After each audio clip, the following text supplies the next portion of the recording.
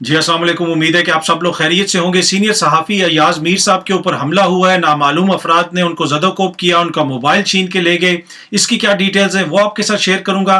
रजीम change के पाकिस्तान की सियासत, पाकिस्तान की इकॉनमी और सिक्योरिटी पे क्या असरात पड़े हैं, इस हवाले से एक बड़ा इंपॉर्टेंट आज सेमिनार वेबिनार हुआ जिसको मैंने होस्ट किया। खान साहब ने भी उसमें की नोट दिया। उसके अलावा आर्मी के सीनियर साबिक अफसरान और दीगर अहम शख्सियात, सीनियर सहाफ़ी अरशद शरीफ साहब ने भी उसमें शिरकत की। वहां पे क्या कुछ हमने डिस्कस किया उसकी तफसीलात भी आपको बताऊंगा। और उसके साथ साथ आखिर में जमायमा खान ने एक दफा फिर ट्वीट की है और उन्होंने गिला किया है कि मुस्लिम लीग नवाज जो है वो दोबारा मेरी वालदा के घर के बाहर एहतजाज कर रही है।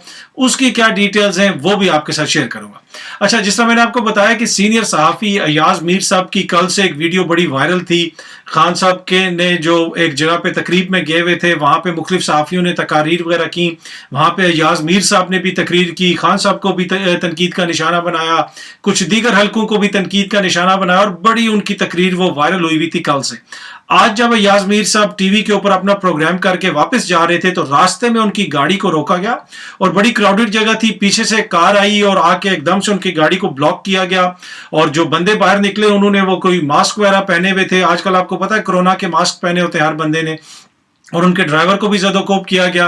अय्याज़ मीर साहब को भी बाहर निकाल के ज़दोकोब किया गया और जाते हुए इनके मोबाइल वगैरह भी वो ले गए।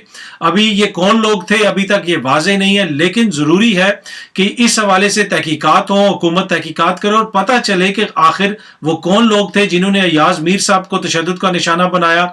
इसलिए कि अब मुख्तलिफ आपको पता है जब भी कोई इस तरह का वाक़या होता है या माजी में भी इस तरह का वाक़या होता था तो अफवाहें फैल जाती थी, जनाब ये लोग मुलविस हैं, हुकूमत मुलविस है, ये इदारा मुलविस है। लेकिन मेरा हमेशा से ये मौक़िफ़ रहा है कि तहकीकात होनी चाहिए। अब जिस जगह पर ये हमला हुआ है कहा जा रहा है कि वहाँ बड़ी क्राउडेड जगह है, दीगर लोग भी होंगे, क्या पता किसी ने फुटेज वगैरह भी बनाई हो सकता है कि CCTV कैमराज भी वहाँ पे हो। तो अब ये हुकूमत की जिम्मेदारी है कि इन लोगों को पकड़े, इन लोगों को बेनकाब करे कि वो कौन लोग हैं जिन्होंने सीनियर सहाफ़ी अय्याज़ मीर साहब के ऊपर तशद्दुद किया, उनका मोबाइल ले गए और ये सारी वारदात डाली। और उसके साथ साथ इस वाक़े की मैं पुरजोर मजम्मत भी करता हूं क्योंकि हो सकता है किसी सहाफ़ी की कोई बात आपको पसंद ना आए, लेकिन ये कतन कोई रवैया दुरुस्त नहीं है कि आप उनके ऊपर इस तरह तशद्दुद करवाएं। लेकिन किसने ये तशद्दुद करवाया अभी ये चीज़ वाज़े नहीं है। ज़रूरी है कि इसकी तहकीकात हो और उसके साथ साथ बाकी भी आपको पता है कि आजकल सहाफ़ियों के ऊपर जो FIRs वगैरह कट रही हैं वो भी हमारे सामने।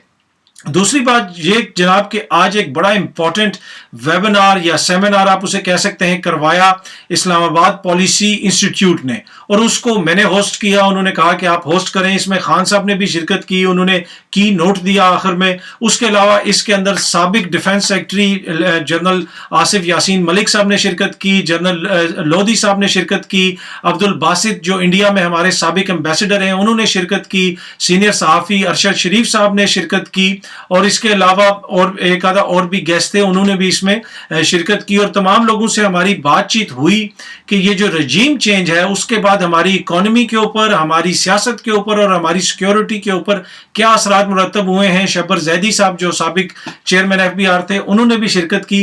जो साबिक डिफेंस सेक्रेटरी हैं जनरल यासीन, उन्होंने बड़ी कुछ सख्त बातें भी की, बताया कि क्या हुआ क्या नहीं हुआ। जनरल लोधी ने भी इस हवाले से रोशनी डाली, मुल्क की सिक्योरिटी को क्या खदशात हो सकते हैं, दीगर खित्ते के अंदर क्या खदशात हो सकते हैं, भारत जो है उसके साथ हमारे ताल्लुकात कैसे हो सकते हैं, हमारी खारजा पॉलिसी में क्या मसाइल हैं। उस हवाले से अब्दुल बासित साहब ने भी जिक्र किया।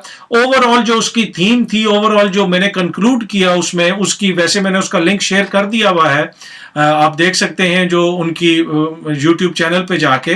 ओवरऑल जो उसके अंदर बात ये हुई कि जनाब कि इस रजीम चेंज की वजह से पाकिस्तान को गुज़िश्ता 2-3 माह के दौरान नाकाबिले तलाफी नुकसान पहुंचा है। हर किसी भी आप उसमें सेगमेंट में देख लें या किसी भी आप शोबे में देख लें, हर सेगमेंट इससे मुतासिर है, हर शोबा इससे मुतासिर है, सहाफ़ी इससे मुतासिर हैं, सियासतदान इससे मुतासिर हैं, पाकिस्तान की सिक्योरिटी के हवाले से खदशात हैं, इकनॉमिक सिक्योरिटी के हवाले से खदशात हैं। तो बहुत सारे ऐसे इशूज़ हैं जो इस रजीम चेंज के बाद से पाकिस्तान को उनका सामना है और पाकिस्तान की अवाम को उनका सामना है। महंगाई बढ़ी। शब्बर जैदी साहब ने ये बताया कि उस दौर में जो बहुत सारी मौशी पॉलिसियां थी वो बहुत बेहतर थी और उसी का नतीजा है कि अब आपकी टैक्स कलेक्शन इतनी ज़्यादा हुई, आपकी बहुत सारी इंडस्ट्री ने फ्लरिश किया, आपकी नई जॉब्स बढ़ी। लेकिन फिर जब ये सिलसिला ख़त्म हुआ और वो जो कंटिन्यूटी थी, वो जो तसलसल था, उसको ख़त्म करने से बहुत ज़्यादा नुकसान हुआ, और जिसकी वजह से अब हम ये देख रहे हैं अभी जो हालात हैं। दूसरी IMF के हवाले से भी वहाँ पे बात हुई, और IMF के हवाले से बताया गया कि शबर जैदी साहब का ये मौक़िफ़ था कि मुझे नहीं लगता कि अभी हम IMF से जो अपना प्रोग्राम बहाल करने की बातें कर रहे हैं वो कोई फाइनल स्टेज पे है। उन्होंने उसकी तफसील बताई कि इसकी मुख्तलिफ स्टेजेस होती हैं। पहले आप एक नीचे लोअर लेवल पे बात करते हैं, फिर दरमियान में बात करते हैं, फिर तीसरे नंबर पे, फिर चौथे नंबर पे।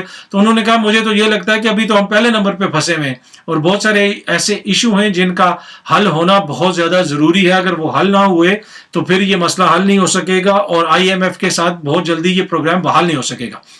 उसके साथ महंगाई के ऊपर भी बात हुई कि IMF के प्रोग्राम में जाने के बावजूद बहुत सारी ऐसी चीज़ें हैं जो हुकूमतें खुद मैनेज कर सकती हैं। उन्होंने बताया कि जब मुख्तलिफ मसाइल होते थे, जब मैं चेयरमैन FBR था तो मुझे भी, हफीज़ शेख साहब को भी खान साहब बुला लेते थे और बताते थे कि भाई तुमने ये करना है, हफीज़ शेख ने ये करना है, और मैं ये करूँगा। तो इस तरह ये जिम्मेदारियाँ बांट के वो उन्होंने तफसीलन काफ़ी चीज़ें बताई कि हम काम करते थे। अरशद शरीफ साहब ने बताया उस सेमिनार के अंदर कि जब से ये रजीम चेंज हुई है उसके बाद से मीडिया के ऊपर जो हालात हैं वो तो आपके सामने ही है, क्योंकि अरशद शरीफ साहब खुद भी बहुत सारे मसाइल का सामना है, उनके ऊपर भी मुकदमात वगैरह हुए। लेकिन उन्होंने बताया कि रजीम चेंज का मकसद क्या होता है, मुख्तलिफ मकासद उससे हासिल किए जाते हैं। क्या एक मुल्क के अंदर कोई अफरा तफरी पैदा करनी है, या एक मुल्क को अपनी सैटेलाइट स्टेट बनाना है, या किसी दूसरे मुल्क को इस मुल्क को किसी दूसरे मुल्क के ताबे करना है। तो रजीम चेंज के मुख्तलिफ मकासद होते हैं, और पाकिस्तान के अंदर भी जो रजीम चेंज हुई है उसके मुख्तलिफ मकासद हैं। तो काफ़ी लंबी उसमें बहस हुई। उसके अलावा अफगानिस्तान की जो सूरत हाल है वहाँ पे उस हवाले से भी बातचीत हुई, और पाकिस्तान के जो जौहरी असासे हैं उसके ऊपर भी बात हुई। जनरल साहब से मैंने पूछा और उन्होंने उसके ऊपर भी कहा कि ऑब्वियसली ये पसंद नहीं है दुनिया को या पाकिस्तान के मुखालफीन को, और इस वजह से उनकी ख्वाहिश है कि हम जो हमारे जो हैं ये जो असासे हैं या जो भी हैं इनके ऊपर उनकी नज़र रहती है, लेकिन वो ऑब्वियसली एक उसका महफूज तरीक़ाकार है और उनको किसी किस्म का कोई ख़तरा नहीं है, और ये प्रोपोगेंडा किया जाता है, इस हवाले से मुख्तलिफ लोग करते हैं। तो एनीवे ये तमाम जितने भी सिक्योरिटी की चीज़ें थी वो भी डिस्कस हुई, और दीगर चीज़ें भी डिस्कस हुई। सहाफ़ियों के जो हालात हैं, इमरान रियाज पे जो FIRs हैं, और वो सब कुछ भी डिस्कस हुआ। उस वक्त तक अय्याज मीर साहब के ऊपर हमला नहीं हुआ था, नहीं तो वो भी डिस्कस हो जाता। और आखिरी स्टोरी जो मैं आपके साथ शेयर करूंगा जनाब, वो है स्टोरी जमाइमा खान के हवाले से, जमाइमा गोल्ड स्मिथ के हवाले से।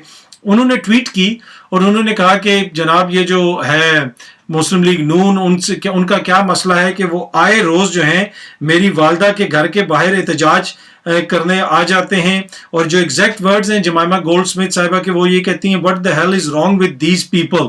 फिर आगे उन्होंने टैग किया कि इन लोगों के साथ क्या मसला है, ये जो मुस्लिम लीग नून के हवाले से। और कह रहे हैं कि एक और उन्होंने जलसे का या जिसे आप कह सकते हैं एहतजाजी रैली का फैसला किया, अनाउंस किया है मेरी 88 साला बूढ़ी वालदा के घर के बाहर इस वीकेंड के ऊपर।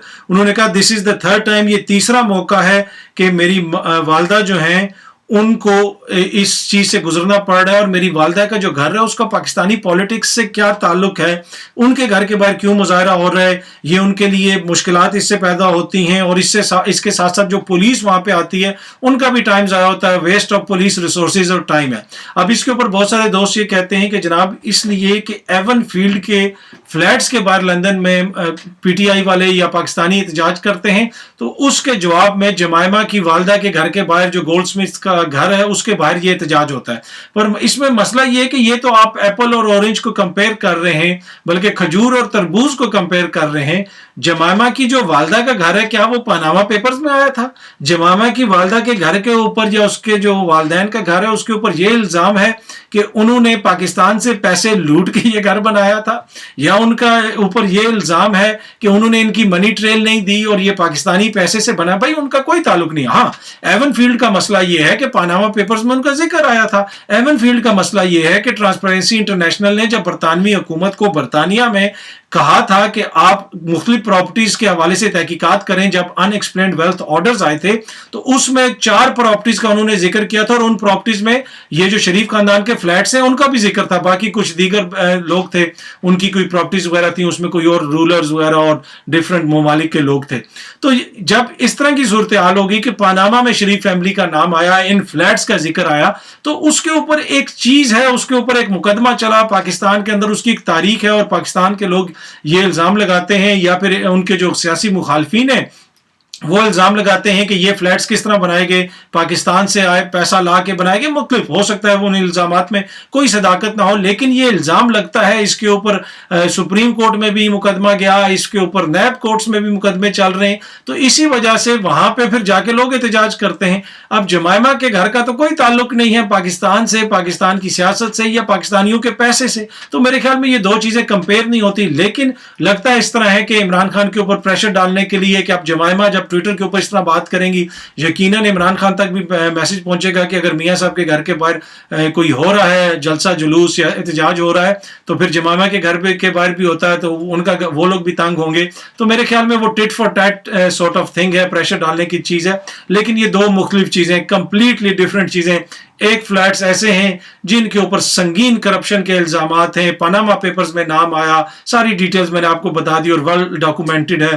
دنیا جہاں کے نشریاتی اداروں نے ان کے اوپر سٹوریز کی, بی بی سی سے لے کے پاکستان کے ہر نشریاتی ادارے تک نے ان فلیٹس کے اوپر سٹوریز کی. تو دوسری طرف جو جمائمہ کا گھر ہے وہ ان کا خاندانی گھر ہے, وہ نہ کہیں پیسہ باہر سے آیا ہے, نہ ان کے اوپر کوئی الزام ہے. تو وہاں پہ احتجاج کرنا کوئی بنتا نہیں ہے. تو ویسے تو احتجاج کسی کے گھر کے سامنے بھی نہیں ہونا چاہیے. میں تو یہی کہتا ہوں کہ کسی کا بھی گھر ہو اس کے سامنے احتجاج نہ ہو. احتجاج کرنے کی اور بہت ساری جگہ ہوتی ہیں, پر اینی وے جو کمپیئر کر رہے تھے اس کے لیے ضروری تھا کہ ان چیزوں کو پرسپیکٹو میں دیکھا جائے. امید ہے کہ یہ ویڈیو آپ کو پسند آئی ہوگی. بہت جلدی آپ سے دوبارہ ملاقات ہوگی. اپنا خیال رکھیے گا. بہت بہت شکریہ. Thank you so much.